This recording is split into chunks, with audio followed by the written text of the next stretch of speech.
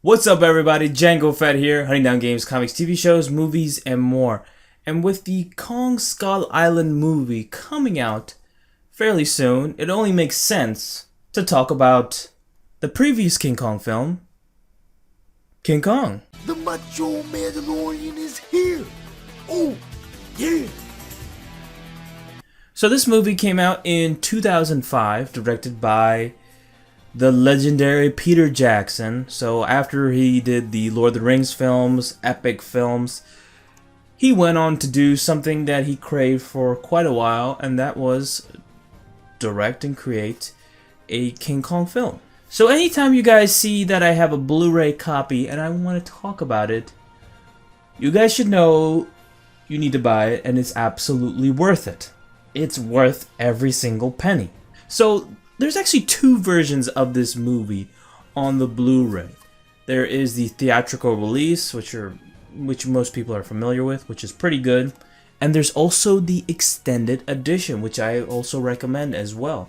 Now the extended edition is pretty cool because it adds some more scenes and more background to the story. And already makes the film go around for like 3 hours, 3.5 hours, which is a long time. So this movie is actually a remake of the original that came out years and years and years ago, based on the black and white version, and pretty much a remake of that. So this one is set during the 30s, during the Great Depression, and right off the bat, when this film opens up, it's actually set in the New York City timeline, and not in just straight in the King Kong. So I like how it just sets up this world, the characters, right away. And just the journey from the 30s, perfectly depicted 30s Depression era, and it's absolutely beautiful. The set designs and the costumes are phenomenal. Then they go into the sea, which is after 40 minutes, 30-40 minutes. Then they go in the sea, which Jack Black, as the director, wanted to go to discover the hidden gems behind Skull Island. And I like that. The extended edition adds so much to the film as a whole. And then after the 40 minutes, it goes right into the Skull Island. And as soon as you see the rocks and the island itself of Skull Island, you know you're in for a horror show. You know you need to turn back at all costs. And you just see the fear just dripping down with these people as soon as they come along this island. I honestly have to say the island in itself is just a whole nother character to the film, and not just Kong and the other characters as well. I truly believe the environment of Skull Island is a whole nother character, and I love that a lot. Now, as this movie progresses, the natives actually capture Naomi Watts' character and offer her as a sacrifice.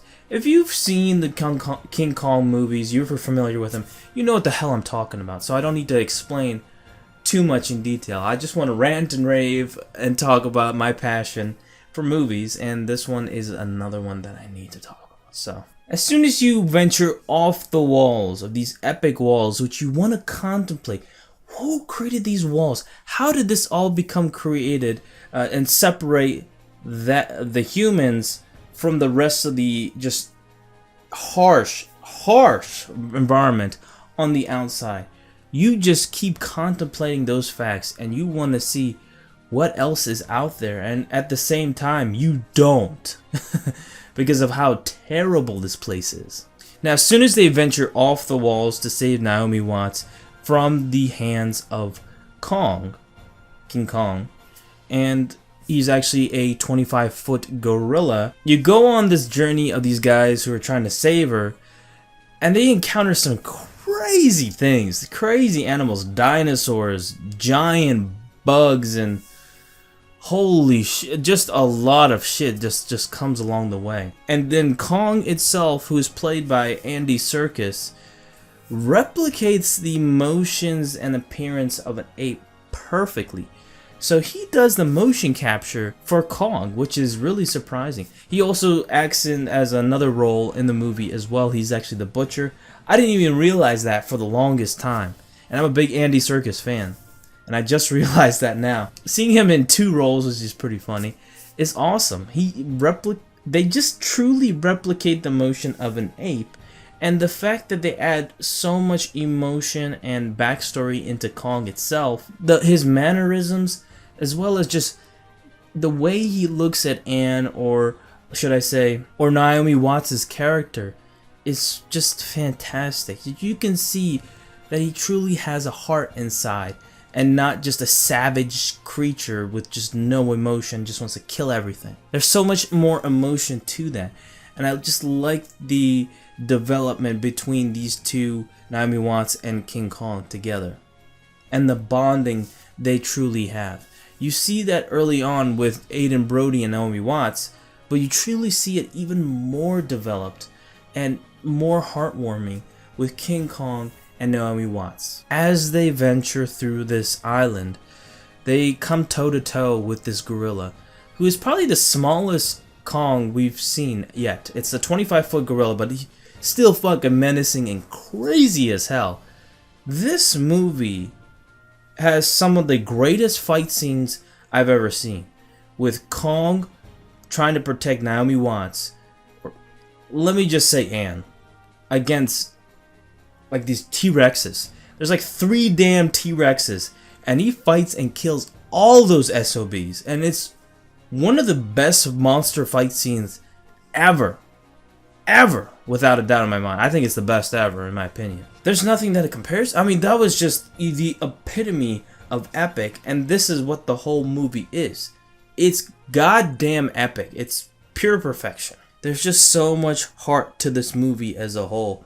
But there's also some elements that just creep me the fuck off. Like this Kong, the whole island as a whole is just pretty freaking intimidating. It's scary as hell. Like I mentioned, it is a character in itself. There are also some scenes that are very unpleasant, should I say. Such as the bug scene.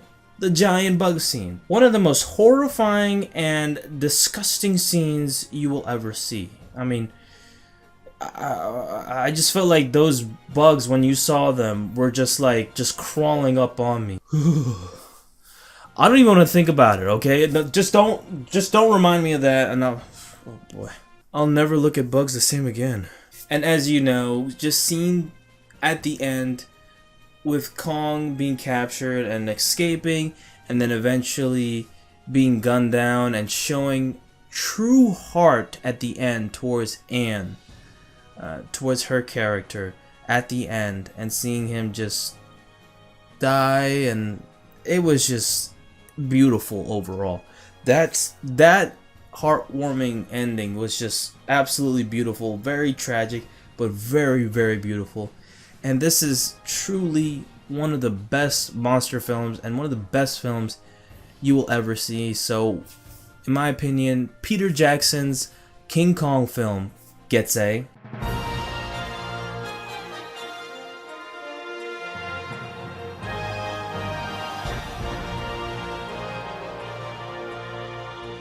Now the new Kong Skull Island, the Kong from there, will actually be 100 feet tall. So you'll go toe to toe with that big ass Godzilla, which I really like that Godzilla film.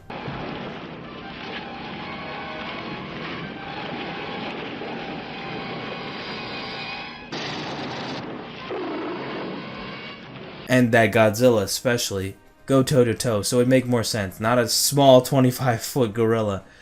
Just like they did with Peter Jackson's. I know they're going to be 2 different films, but they almost look kind of the same. Kong Skull Island, they have really big shoes to fill, and it's going to be really hard to outbeat the King Kong film. I mean, that's not easy, man.